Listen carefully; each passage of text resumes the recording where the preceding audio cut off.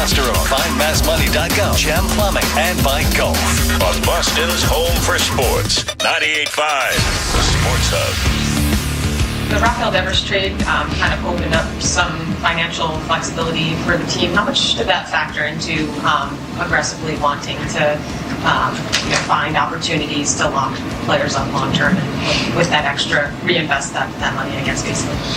Sure. I think we have to look at the interactions of decisions, but we also try to make the best discrete decisions that we can. And so I think these things were largely independent.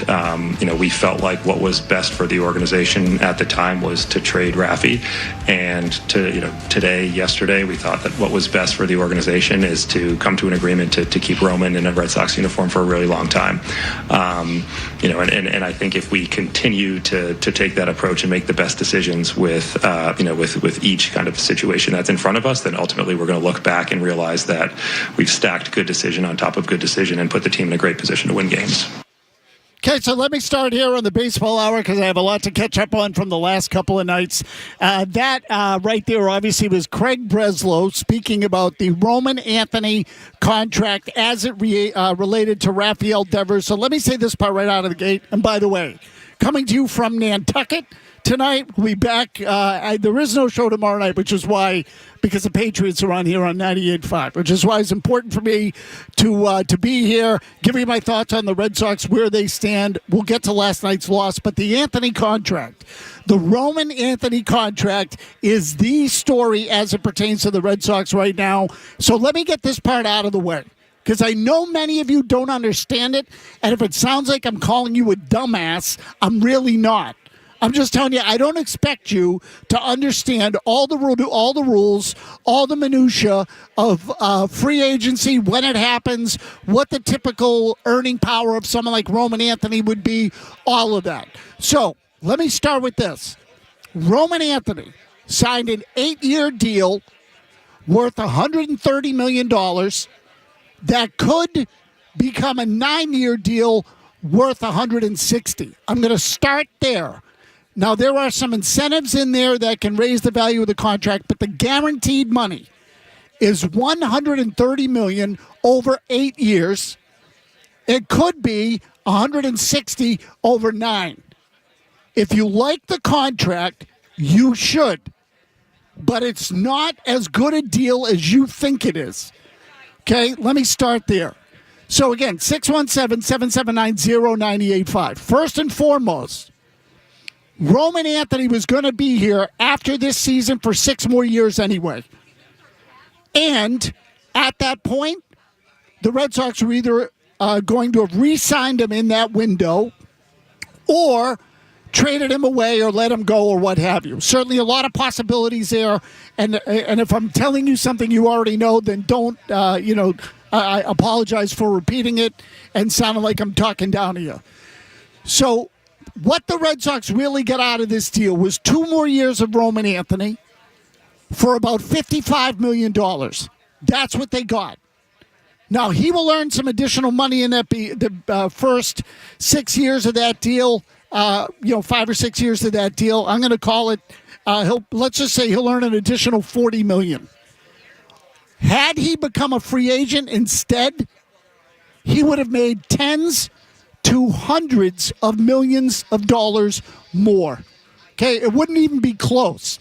So, in terms of, is this good for the Red Sox? Yes.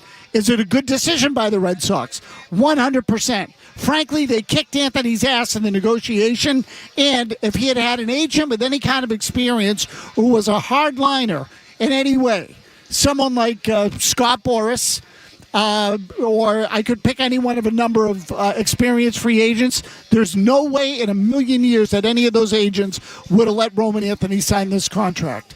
So at the end of the day, this deal happened because Roman Anthony was willing to sign it. He was willing to get guaranteed money at the beginning of his career in light of an injury that were to pop up or something of the like, and certainly doesn't have to really worry about what his income is going to be for the next, call it 6 to 8 years. Those are the advantages for Roman Anthony. But this idea that he could have a career-ending injury and bank the money now despite the threat of injury is kind of preposterous. So let me just tell you, when is the last time a guy in his early 20s had the kind of injury that ended his career? Particularly one with any kind of promise.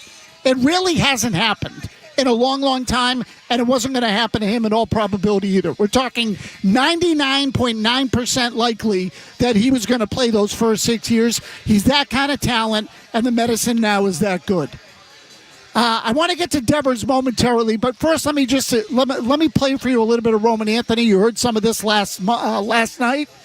It's worth hearing again because he explains why he signed the contract he did, at least in his mind. So, Jimmy Stewart, if you could, here is Roman Anthony on why he decided to sign now. Roman, when did this start coming together? Yeah, it was something that was quick. This process was quick. They sent the offer over, and for me as a player and as a person, and with my family and agency, this is a place that I want to be. There was no doubt about it. I came up through this org with so many of these people in this room and people who aren't in this room who helped me get here. And so when the offer came through, it was something that I wanted to move quick on, and there was no doubt that this is where I wanted to play baseball for a long time. Okay, so now we mentioned some of this earlier today, but it's worth repeating because Roman Anthony, and again, I just mentioned it a little while ago, Roman Anthony wasn't going anywhere. He was going to be here for the next 6 years after this one, no matter what. He didn't need to sign this contract to do it. Now, there's a possibility that at the end of these 5 or 6 years, that if he didn't have a new deal, that the Red Sox would have traded him like they did Mookie Betts. But he was going to be here for the next 4 or 5 years anyway, no matter what. They weren't going to trade him, at least if he was good. So there was never really any risk of that. He didn't get any additional security in those first 5 years. So those of you who don't know that, I don't blame you. I don't expect you to follow the rules of the game all that much, but teams will go to players at this stage of their careers and offer them money up front now so you don't have to wait for it. That's what the gain is really for Roman Anthony. He gets the money now, some of it. He gets a $5 million bonus, and he'll start earning a salary of $2.6 million next year when he might have earned, let's call it $800,000. So he'll get triple the salary next year, but you tell me, what's better? Getting 2.6 next year or getting 36 per year for 8 to 10 years in 6 years when he could have been eligible to hit the open market. So the Red Sox come out way ahead in the long run on this. And don't let anybody tell you otherwise. The difference between now and then is astronomical. It's a huge gain for the Red Sox. Now, you want the good news? The Red Sox got ahead of this negotiation, unlike they did with Mookie Betts many years ago. In the Mookie Betts negotiation, because that's the easiest comp, Roman Anthony is the number one prospect in the game. Betts became one of the best players in the game. While Betts was becoming one of the best players, the Red Sox dragged their feet in trying to negotiate a new deal, and they were always about $100 million behind what the price was. When the price was $200, they offered $1. When it was $300 million, they offered $2. And when it was closer to $360 or $4, they offered $3. Now, would the player have signed it? I still feel like he wasn't going to sign here and that he was unwilling to play the kind of ball that Roman Anthony did. And by the way, this is proof that when a player wants to stay, he'll play ball with you. He'll take less. That's how it works. He'll get his money up front. The team's happy because he's cheaper over the long run. The idea, however, that this was Rafael Devers' money reallocated is asinine. It's nowhere near the truth. And Peter Abraham of the Globe, and I say this to Pete with all the love of my heart because he's covered baseball a long time and I like Pete. I got nothing against Peter Abraham. But he wrote in the story today, Red Sox ownership, and this was in today's Globe. Red Sox ownership could make up to Red Sox ownership also has answered the question of what they would do with the $254 million saved when Rafael Devers was traded to the Giants. Okay, again, the guaranteed money to Anthony is $130. They saved $254. That's over the life of the contract. That is not an immediate savings. The immediate savings is bigger. So this idea that they saved 254, or they reallocated it, they didn't. They only used about half of it over the long term. And Devers is making $30 million a year. Next year, Roman Anthony's going to make 2.6. So let's not get ridiculous. Frankly, the kid got his clock cleaned at the negotiating table. His agent got his ass handed to him. But it's what the player wanted. So that's where we start. And Jim Bowden of XM Radio, MLB Radio, ESPN, I think, as well, really put this into some sort of context. We'll get to those comments. Some thoughts on last night's game and where the Red Sox are going, but I do want to hear from all of you. 617-779-0985 on the Baseball Hour. The Baseball Hour with Tony Maz.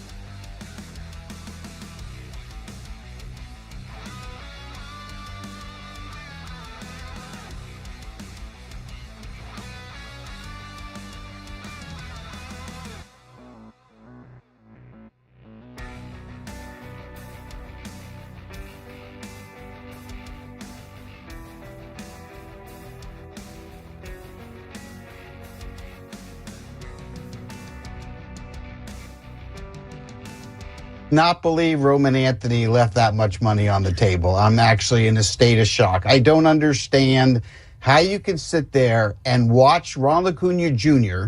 and watch Vladimir Guerrero Jr. and see the difference between the two, right? I mean, right now in the bank, Vladimir Guerrero Jr. is guaranteed $570,800,000 in earnings. Ronald Acuna Jr., similar talent, should be paid similarly, has $100 million. So there's a difference of $470 million between the two. And Roman Anthony just signed a Ronald Acuna deal. Ronald Acuna got 8 years, 100. Roman Anthony's doing 8 years, 130. I don't get it. I really don't. Now, Matt Rodriguez negotiated the deal for frontline athlete management, and I understand if you're 21 years old, I understand it's really hard to turn down $130 million. I also understand that he'll be a free agent again at age 29, and he'll have a chance to get that $700, $800 million deal by then. I get that. It's Jim Bowden, longtime Major League executive, most notably with the Cincinnati Reds as their general manager. Has done some media work over the years. And look, this is the hard part for you as a Red Sox fan, if you're out there, is that you're happy that the player is staying with the team for a couple of extra years. His luxury tax salary is only going to be about $16 million, so of course you're happy. I get it. The decision made by Roman Anthony yesterday is one that I would say the large majority of agents wouldn't let him make. And the Red Sox know this. And it was written in a story today by Alex Spear of the Globe because they made sure that Anthony knew the offer was coming as well as his agent. They made sure the player knew. John Henry told Roman Anthony or emailed him, informed him, whatever it was, on Sunday that a new offer was coming. And Anthony was on the lookout for it so that when Craig Breslow sent it, it went to the player and the agent. The agent couldn't hide it from the player. He couldn't deflect it from the player. And he jumped all over it. So, again, good thing if you're the Red Sox. Good thing if you're a Red Sox fan. It's not necessarily a good thing for Roman Anthony. At the end of the day, if it's what he wants, it's his life. I said the same thing when Christian Campbell signed his contract. I thought it was a bad deal, and as it's turned out, maybe it was a good deal because if Christian Campbell can't play, he's going to get his money no matter what. But believe me when I tell you, the Red Sox are going to come out way ahead on this thing. Way ahead. And they wouldn't have done it otherwise. So 617-779-0985 is your number here on the Baseball Hour. I want to get to last night's game, too, but we'll do that starting next segment. We'll kick it off tonight with Jim, who's in Groton. Jim, go ahead. Hey, Maz. First time, long time. Great show. Thank you. Appreciate that. The Sox did this in the not-too-distant past, and it ended up coming back to bite them in the butt. Now, with that said, I think the Anthony thing was a smart thing to do. But remember, they did the same thing with Dustin Pedroia, and Pedroia couldn't play. He never finished out the contract. The Sox ended up spending a lot of money for nothing. So, Jim, do you remember what Pedroia's salary was? Not offhand, but it was pretty. It was a team-friendly deal, absolutely. Okay, so exactly. So this is what I'm telling you. Dustin Pedroia's salary was $15 million a year. The Red Sox can absorb that. This is why they make those kinds of deals. They can absorb that. So, yes, he got hurt at the end of the deal. But the fact of the matter is, did the Red Sox get their money's worth out of Dustin Pedroia? And my answer is yes. In fact, I think they got their money's worth and more. And so, in the grand scheme of things, it doesn't hurt. The deals that hurt the organization are the ones to free agent players, typically ones in their, I would say even some of their early 30s. When they get to 33 or so, it starts to get a little hairy. But those are the kinds of deals that as you creep into those later years and you're now making $30 million a year of dead money, they're debilitating. And listen, this is something the Red Sox really are paranoid about doing again. They are fearful of making these mistakes all over again. They've had a lot of dead money on the books in a lot of these years. They had it with David Price.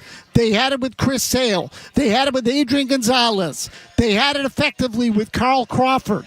Maybe even Josh Beckett. They were able. Here's the funny part of the whole thing, if you consider it "quote unquote" funny. The Red Sox have had all these contracts that they have deemed to be bad deals, but they've really been able to unload a good many of them in their entirety onto other teams. So in the case of Beckett, Adrian Gonzalez, and Carl Crawford, and now I'm going all the way back to 2012, they dumped them all on the Los Angeles Dodgers. They got nothing back in the trade, but they dumped the contracts, which in some ways was more valuable. They did the same with Rafael Devers and the Giants. That wasn't about the players they were getting back. So even though they signed a $300 million contract, they're not going to pay $250 million of it. The Giants are going to pay that money. Now, did the Red Sox get anything back in the trade? Doesn't matter. And I would tell you that in the Mookie Betts deal, they probably looked at it the same way. They didn't want to tie up $350 million in Mookie Betts, so they traded him to the Dodgers, who were willing to spend the money, and they didn't get a lot back because Betts was in the final year. And again, no one's going to give you a crap ton of prospects or a high value for a guy who they're only going to have for 1 year. But the Dodgers basically did what most teams do. We'll give you something back, but we're not going to give you something good back and pay the contract. No way. So they didn't have to pay Betts. They ultimately didn't have to pay Devers. They didn't have to pay Adrian Gonzalez. They didn't have to pay Carl Crawford. They didn't have to pay the end of Beckett's deal. They unloaded a good amount or a chunk of Price's deal at the end, and they unloaded a good part of Chris Sale's deal at the end. So you follow me? For all this fear that the Red Sox have for signing bad contracts, they've really been able to unload a lot of the money on other teams. Now, Sale had some bad years here where his money hurt them because he was injured and still at the beginning of that contract, and they couldn't trade him at that time. But overall, for all the money that they spent on those players, the Red Sox ended up not paying a lot of it.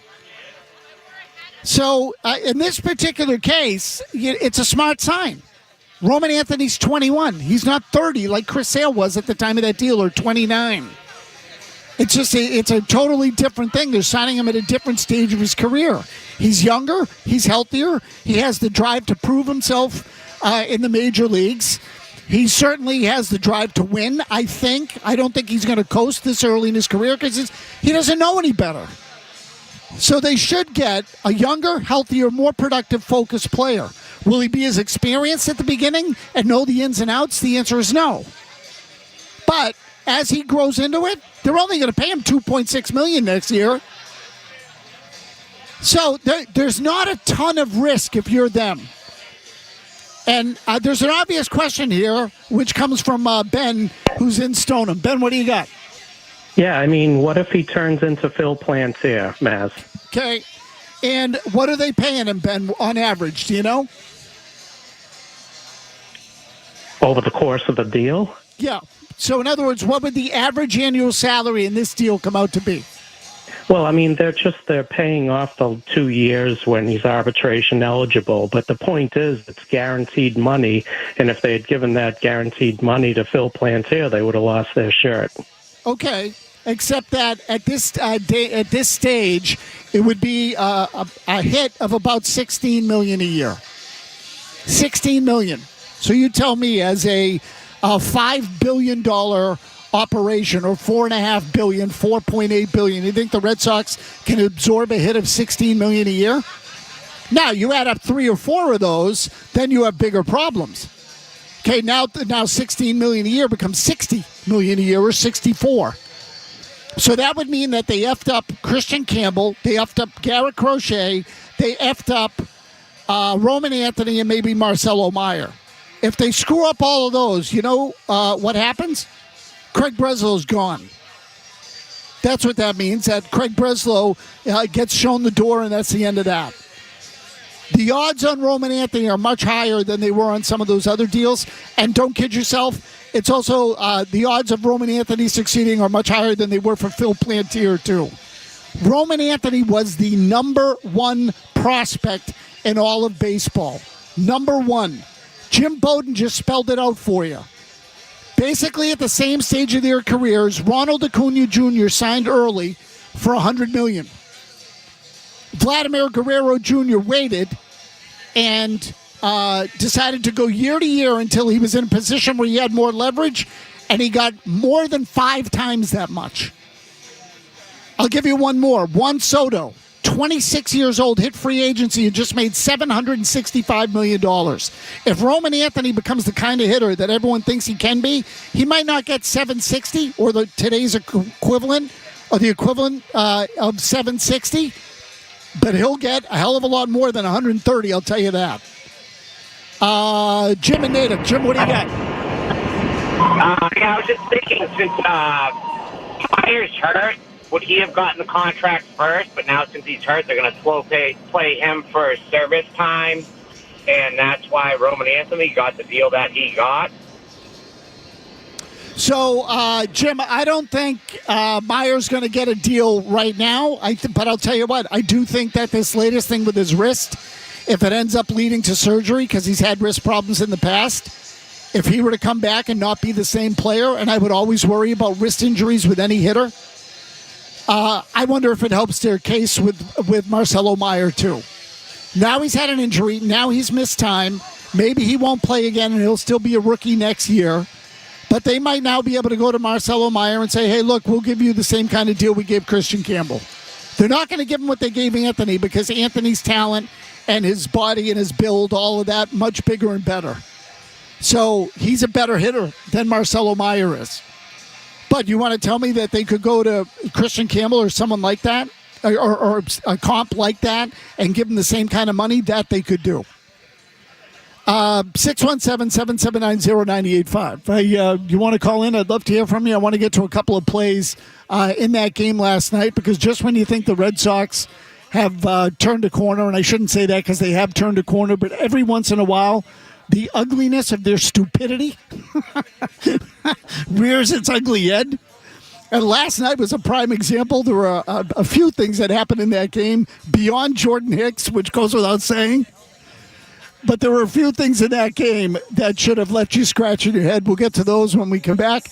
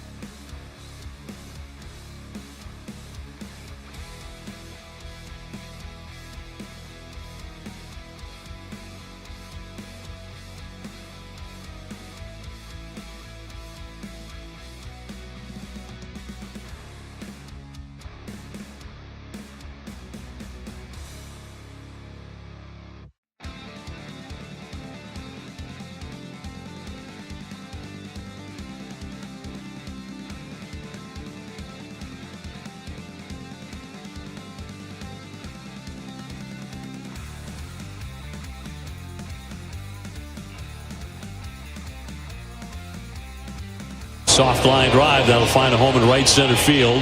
India takes the turn. He's on his way. Duran's throw will be cut off. Bregman has no play anywhere else, and Rave will advance into second. So second and third. And trouble brewing here for Dustin May.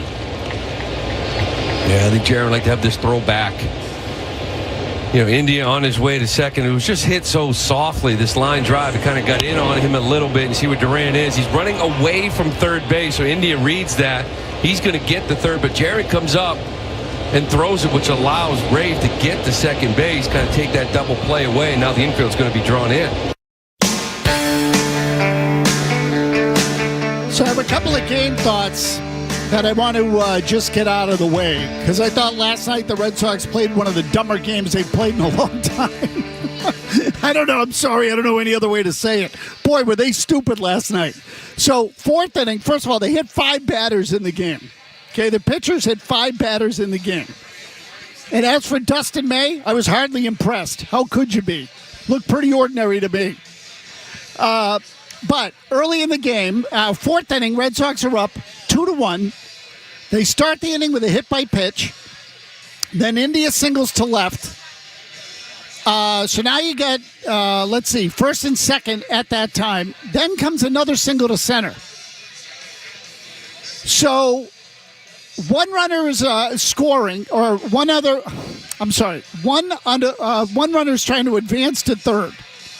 Okay. Jared Duran overthrows the cutoff man, and Alex Bregman thinks about trying to get the runner at second, but it's too late. So the point being, the runner gets second base for nothing. There's then a bloop single into center field that makes the score 3-2, and the Red Sox never had the lead again in the game. So they gave away a run there when they didn't have to, all because the center fielder missed a cutoff man. Tell me where you've heard that one before, because it's the kind of crap that was happening earlier in the season when the Red Sox were making stupid mistakes. More often than not back then it was Rafaela, but in this case Duran made a stupid mistake. Then, a couple innings later, and I'm going to try to get this totally right now, this would have been the 6th or the 7th. It was the 7th inning. Ball hit to deep center field. Duran makes a terrific catch. Here's what happened. Listen.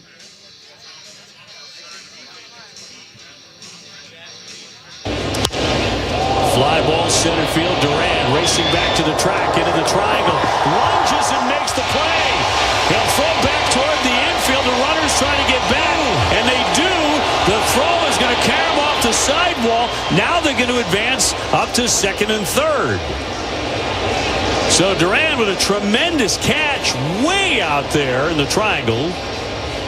And it looked like runners were going to get back to first and second. The Red Sox made another defensive mistake. Yeah, this ball, Duran goes a long, long way. Cora's just making sure everybody went back and tagged up and didn't just take off on this throw. It's really the throw to no man's. You see Romy's right in the middle of the field. Nobody was at first. Rafaela peeked to first base. This is a beautiful run and catch. First off, right in the palm by Duran. But Rafaela peeked to first, thought he had a chance to double him off. It's just that Romy was in the middle of the field for the cutoff, and nobody was covering first. Okay, so many things went wrong on this play, I don't know where to begin. So let me start with this. Duran made a nice catch. He then throws the ball back to the infield. Rafael is the cutoff man. He throws to first, but Gonzalez isn't there. So Gonzalez effed up. Beyond that, part of the reason Gonzalez effed up is because Trevor Story was out of position, I think. So because Duran had to run back for the ball, Story, for whatever reason, also went out into center field with Rafaela. Rafaela was the cutoff man on the play. The ball was hit to the right side of second base. Rafaela was out there. He was in front of Story. Story could see him. But for whatever reason, Story was out in the outfield with Rafaela, which left second base uncovered. So Gonzalez, who initially went to the mound to be a cutoff on a relay to the plate, then started to drift towards second to cover second, and then had to run back towards first where nobody was. So I would argue on the play, Story screwed up, Romy Gonzalez screwed up, Rafaela screwed up, And the Red Sox paid dearly for it all the way around. And I'm going to add Duran to the list for this reason. Cameras then caught Duran talking to Abreu in the outfield, and he covered his face with his gloves so that nobody could see what he was saying. Abreu did the same thing. Who do you think they were ripping? My guess is the infielders. I don't think it was anything good. I don't know that you'd call that being a good teammate. So, to me, mistakes all the way around. That play was completely botched. Other than the catch by Duran and the throw back in by Duran, they all made mistakes. Rafaela, Story, Romy Gonzalez, and then Duran covering his face because they didn't want anyone to see what he was saying about his infielders. A number of you lined up. I ask you just try to be as succinct as possible. Steve in a car. Steve, what do you got? Yeah, I love your show. I usually agree with everything you say, but you're making Roman Anthony out to be like almost stupid, because if you looked at this kid's background, the family, this is a smart kid, comes from a great family. I really believe this kid is going to be like another Carl Yastrzemski, and you're making it seem like, well, he's a sucker because he signs for less. You know, maybe money isn't as important to him as getting loyalty from the Red Sox. Yeah, I think it's if I was a relative, I would be, or a friend, I would be so pissed off because you're making him seem like out to be like he's stupid. Okay, and he was taken granted. They took him for granted. They didn't take him for granted. This is a smart kid who is absolute a Hall of Famer in the making. And I just wish you wouldn't make it seem like he's coming off as being an idiot, because he's not. Okay, so Steve, I didn't call him an idiot. I understand he's 21, and honestly, I don't blame him. I blame his agent. I don't blame him. He's 21 years old. Someone offers me $130 million at age 21. I'm taking it. Hell yeah, I'm taking it. His agent should know better. So, to me, he way undersold himself. And let me tell you what the risk is for Roman Anthony and maybe for the Red Sox a little, but really not them, because it's not their place to think for him. It's his place, and it's really his agent's place to think for him. Nomar Garciaparra, after his rookie year, signed a historic contract at the time, which, with a couple of options in it, was worth about $45 million over 7 years. By the time he reached the end of that contract, you know what had happened? Alex Rodriguez signed for $252 million, and Derek Jeter signed for $189. And they were his peers at the position, both shortstops. Nomar made $140 million less than Derek Jeter, and $200 million less than Alex Rodriguez, and he never made it back. So I'm just talking about the economics of it. You're happy and you feel the way you do because you want Roman Anthony in a Red Sox uniform. And he's going to be, and he would have been the next 5 years anyway. But I get it. And I never said he was dumb. His agent should be fired. Kevin's in Groveland. Kevin, go ahead. Yeah, so very similar thing as Steven just said. I mean, at the end of the day, Vlad Guerrero's making $500 million, but money doesn't motivate everybody, right? And there is a bell curve, right? That happier you are doesn't necessarily translate with the more money you got. So I think 130, 21 years old, I got appearances and endorsements coming my way. Bird in the hand, Maz. I think he made the smart decision. And like I said, maybe his agent should get fired, but $130 million is $130 million, and that's my 2 cents. I'll hang up. Okay, so listen, again, you're looking at it as in the real world, which in the real world, $130 million is a lot of money. In the sports world, it's what, 1/6 of what Juan Soto made in free agency? And remember, Soto earned money along the way. Soto hit free agency at age 26. Anthony would have hit it, I think, at 27. So, or thereabouts. And Soto's not a great defensive player. But Soto's got great plate discipline and has power. Many of the same characteristics that Roman Anthony has. So you want to tell me he's not going to get $760 million? Fine. Don't throw out the money also that Soto made along the way. So you add it all up, Soto comes in close to what, $900 million or $1 billion? Roman Anthony's going to come in, even if he hits all incentives, which he won't. He'll come in at a quarter of that tops. Tops. So from a business standpoint, it's a mistake. Again, I don't blame him for that. I blame his agent. Dane in a car. Dane, go ahead. Hey, Tony, yeah, from the Red Sox perspective, if you think of this like an investment strategy, you call it dollar cost averaging, right? The more of these young guys they can sign for 15 to 20 million AAV, if 2 or 3 of them hit and are perennial all-stars and top 10 guys, then the whole group looks better, even if the other 3 are just serviceable journeyman starters. Correct. They come out way ahead, Dane. They come out way ahead. And thank you for the call. It's a good point. I said this earlier today. Just look at Christian Campbell. Okay, the guaranteed money on Christian Campbell was like, I don't know, $80 million. He was a 4th-round pick, something like that. I don't have it in front of me. I'll see if I can find it quickly. But what I would tell you is that add them together. Add Christian Campbell and Roman Anthony together. In the case of Christian Campbell, he had less guaranteed money because he's a 4th-round pick. And I said this at the time about the Christian Campbell deal as well, and a lot of you remembered, a lot of you don't. It's beneficial for the player to wait. Christian Campbell signed 8 years, $60 million guaranteed. Okay, so he's $60 million guaranteed. Roman Anthony is $130 million guaranteed. Add them up, $190. If they had guaranteed $190 and only one of those players turned into an all-star, they come out ahead. They still win. So now the players get some money, and listen, I don't know the family circumstances of all the people involved, whether their families were having financial difficulty. I have no idea. I'm just telling you, pure math, because you guys all love math with the analytics. So I'll give you the math. Pure math, the Red Sox come out way ahead. Rich in Millbury. Rich, what do you got? Hey, Maz. Hey, the other day the Red Sox dumped that guy Ocala. Yes. If they dump Hicks, I'm going to jump higher. So, Rich, thank you for the call. Alcala is gone. I know you feel the same way about Hicks. I wouldn't hold your breath. And the reason I say that is because I think he's due $12 million for each of the next 2 or 3 years. And so there's some money in that contract. They want to fix Jordan Hicks because they have to pay him no matter what.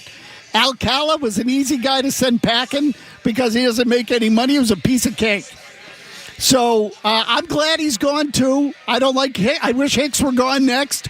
I don't like his style of pitching. There's nothing that bugs me more than a guy who tries to throw it through the side of a building every time he throws it. But in the same breath, I will tell you, don't hold your breath. I don't think he's going anywhere. But, man, is he tough to watch. Chris in Boston. Chris, go ahead. Hey, Matt. What's going on, buddy? So I had wanted to touch on your point earlier about how the Sox were, trading their all-stars and saving all this money with these guys that have signed these big deals. Wouldn't it make more sense for us to try to get a better return back with these younger prospects? Instead of saving all this money that essentially we're not even using at this point, and try and develop these prospects to either flip them later or hope that they in turn into prospects or all-stars as well. So, Chris, I think that they always should look to do deals in the way that you're saying, which is to say that when you trade Rafael Devers and the Giants say, listen, we'll take on all the money, we'll eat the $250 million, but we're going to give you less back in the way of talent coming back. You're not going to get prospects that are as good. I'm with you. It'd be a good way to get more talent into the organization. The Red Sox would rather dump the money. So think of it. If you had eaten a little of the money, let's just say half, just to make it easy, and the Giants only had to pay $15 million to Rafael Devers, but they send you back some real prospects. Maybe you could have used those prospects to get Joe Ryan at the trade deadline. And then now you'd have Anthony signed and Joe Ryan. And you might even have a prospect left over from the Devers deal. Let's just quickly squeeze in one more before we go. Dave in a truck. Dave, what do you got? Hey, man, how you doing?